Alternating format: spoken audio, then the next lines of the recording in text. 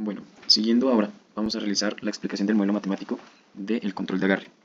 Está presentado por Daniel Santiago Acero, Juan Andrés Abella y Sebastián Camilo Clavijo, que es quien les habla. En este caso, la obtención del modelo matemático para el motor DC se aplicó a un motor con referencia GA12N20DC, el cual opera con un voltaje nominal de 6 voltios en DC. La elección de este motor fue debido a sus características, las cuales se adaptaban y se adaptan a nuestro sistema, es decir, a la medición de la relación entre voltaje y la posición angular. Además de eso, se eligió debido a que incluye un encoder integrado, el cual nos permite medir directamente la velocidad y la posición angular del eje. Ahora bien, para hallar el modelo matemático se usó un término matemático, el cual es la transforma de Laplace, que nos convierte las ecuaciones diferenciales del sistema del dominio del tiempo al dominio de la frecuencia. En este caso, al momento de realizar el cambio del dominio del tiempo al dominio de la frecuencia, nos permite simplificar y usar el uso del álgebra para simplificar la ecuación diferencial, en este caso de la parte eléctrica como en la parte mecánica. Para la parte eléctrica se usan las leyes de voltajes de Kirchhoff y para la parte mecánica se usa la segunda ley de Newton, la cual nos dice que es la fuerza igual a la masa por la aceleración, y esto se relaciona a torque, inercia y aceleración angular, que en este caso nos relaciona los engranajes que tenemos en el motor. Eh, en esta parte de la diapositiva tenemos el modelo matemático para el motor DC. Entonces inicialmente realizamos una ley de voltajes de Kirchhoff y obtenemos esta primera ecuación, que es el voltaje igual a la resistencia por la corriente T más L por la derivada de la corriente con respecto al tiempo más K por E por el ángulo θ. Luego de haber obtenido esta ecuación, procedemos a obtener la ecuación de la parte mecánica del motor, que es esta parte de acá, y como resultado tenemos K por la corriente T igual a J, que en este caso es la inercia, por la segunda derivada del tiempo más B por θ de t. Ahora bien, se sabe que la segunda derivada del tiempo con respecto, para pasarlo a la frecuencia, es un s cuadrado, que nos relaciona aceleración. En este caso, pasamos del dominio del tiempo al dominio de la frecuencia y hacemos nuestra debida simplificación, como nos queda en esta tabla.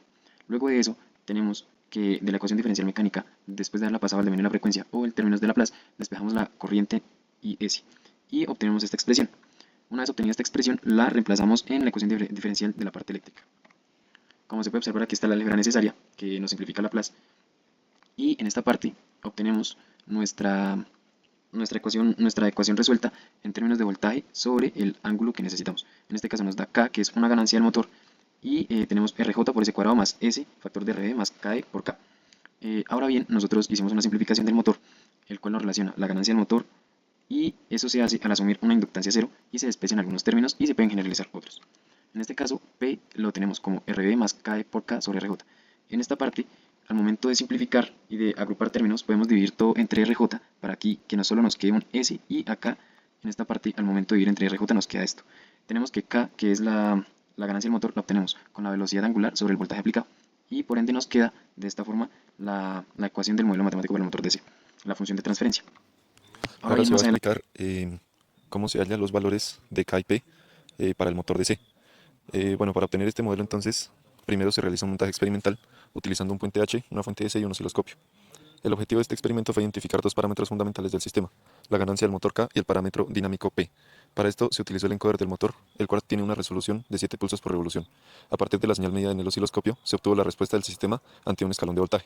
Esta respuesta es clave, ya que los motores DC pueden aproximarse como sistemas de primer orden, donde su comportamiento dinámico se puede describir a partir de su constante de tiempo. Con estos datos experimentales se procede a calcular primero el parámetro P y luego la ganancia K. Pasamos al cálculo de P. Para el cálculo del parámetro P, se parte de la respuesta del motor ante un escalón de voltaje. Este tipo de respuesta corresponde a un sistema de primer orden, cuya forma general es: la velocidad crece exponencialmente hasta alcanzar un valor final.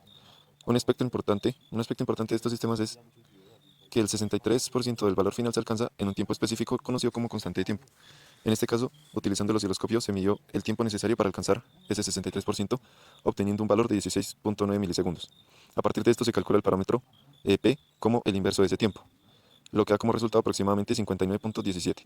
Este parámetro describe qué tan rápido responde el motor ante un cambio de entrada. Ahora, para el cálculo de K, entonces se determina el comportamiento dinámico del sistema y se calcula la ganancia del motor K. Para ello, primero se obtiene la velocidad angular en régimen permanente utilizando la frecuencia medida con el encoder. Dado que el encoder entrega pulsos por revolución, y la velocidad angular se calcula con la siguiente fórmula. Sustituyendo los valores medidos se obtiene una velocidad angular de 33.47 radianes por segundo.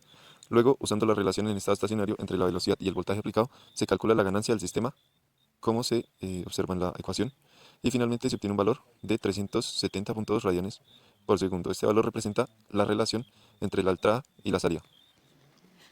Ahora, vamos a pasar a la parte del sensor. En este caso usamos un sensor de tipo efecto Hall analógico SMD, el cual pues tenemos que el sensor de efecto Hall es un dispositivo que cumple la funcionalidad de realizar mediciones de campos magnéticos y en este caso podemos transformar una señal de salida de voltaje. En este caso cumplirá la función de detectar la deformación que exista y eso lo hace mediante los cambios de posición del imán. Estos cambios de posición del imán nos generan un campo magnético que será captado por los sensores de efecto Hall analógicos y nos dará una salida en voltaje. Ahora para el modelo matemático se tiene inicialmente que el modelo matemático no es lineal.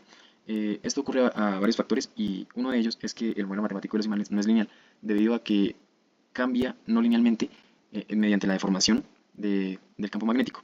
Otra de estas es que mediante la ecuación que tenemos en esta parte de voltaje igual a voltaje offset más KH por B, sabiendo que el voltaje offset se aplica cuando no hay campo, esta KH es una sensibilidad que existe dentro del sensor y este B es un campo magnético, podemos realizar el análisis de la siguiente ecuación no lineal.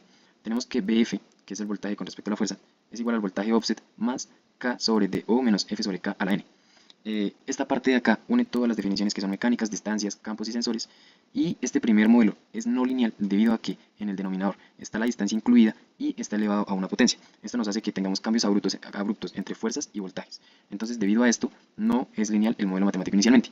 Para solucionar este error o para solucionar este problema, se aplican unas series de Taylor, unas aproximaciones de series de Taylor, que cumple que la idea central es que si se conoce el valor de una función y todas sus derivadas en un punto específico, se pueden aproximar el comportamiento de esa función en puntos cercanos. Ahora bien, una vez analizado esto, se tiene que el voltaje con respecto a la fuerza es igual al voltaje con respecto a la fuerza inicial más la derivada del voltaje con respecto a la fuerza evaluada en F sub 0 de F menos F sub 0. Esto quiere decir que se trabaja en puntos cercanos de operación para poder crear una recta tangente. Entonces, para poder aplicar estas series de Taylor, se define un rango de voltaje pequeño para no tener una curva y poder linealizar esa recta tangente. Y ahora, después de haber evaluado, se tiene simplificadamente que el voltaje con respecto a la fuerza es igual a Ks por F. Ahora bien, esta Ks nos indica la sensibilidad del sensor que se multiplica por la fuerza aplicada. Esta parte crea una pendiente de la curva que es la ecuación linealizada y esto nos indica cuánto cambia el voltaje con respecto a la fuerza, es proporcional. Entonces, una vez obtenido eso, se puede decir que hemos linealizado la función de transferencia del sensor. Ahora bien, vamos a conectar la función de transferencia del sensor con el motor. Entonces se tienen las dos ecuaciones de transferencia, las dos funciones de transferencia, una que es del voltaje con respecto al ángulo y otra que es del voltaje con respecto a la fuerza. Entonces la nueva función que nos queda, se tiene que aplicar una ecuación de error que es de esta forma. Fuerza de referencia menos la sensibilidad del sensor multiplicado por la fuerza S. Y es importante resaltar que el motor responde a una función θ sub S igual a la K, que es la ganancia del motor, sobre S, factor de S más P, que anteriormente se explicaron que eran estos valores, multiplicados por U de S. U de S lo tenemos en esta parte como Kp de S. Y haciendo la debida multiplicación y la debida álgebra, se tiene esta parte de la ecuación. Entonces, al realizar la multiplicación, la suma, el álgebra correspondiente, tenemos que llegamos a una función de transferencia linealizada unida entre la función de transferencia del motor y la función de transferencia del sensor. Nos da como resultado una función de transferencia que es Kp por K sobre S cuadrado más P sub S más Kp K sub S por K. Ahora bien, tenemos unas simulaciones en MATLAB que se adjuntarán y se explicarán más adelante, el cual nos dan estos modelos. Acá tenemos el modelo de simulación. Esta simulación modela en tiempo real el sistema completo de control de fuerza de agarre usando el motor GA12N20 que identificamos experimentalmente. El núcleo del código implementa exactamente las ecuaciones del lazo cerrado que derivamos. El sensor de presión genera una señal BS.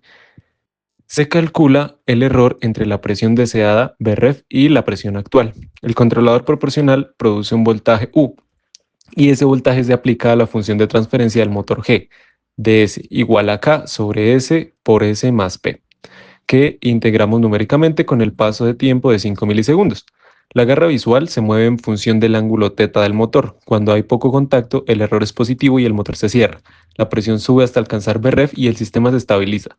Si cambio el tamaño del objeto, la garra se adapta gradualmente, no instantáneamente, porque el modelo de contacto usa un resorte que genera presión proporcional a la penetración del dedo en el objeto. Las 5 gráficas muestran exactamente las mismas señales que veríamos en el osciloscopio real: velocidad angular, presión, posición del motor, voltaje de control y error. Y el diagrama de Bode corresponde a la función de transferencia G de S que identificamos con K igual a 370.2 y P igual a 59.17. Por último, tenemos las referencias usadas para el trabajo, los cuales nos guiamos de papers localizados en Google Académico. Muchas gracias.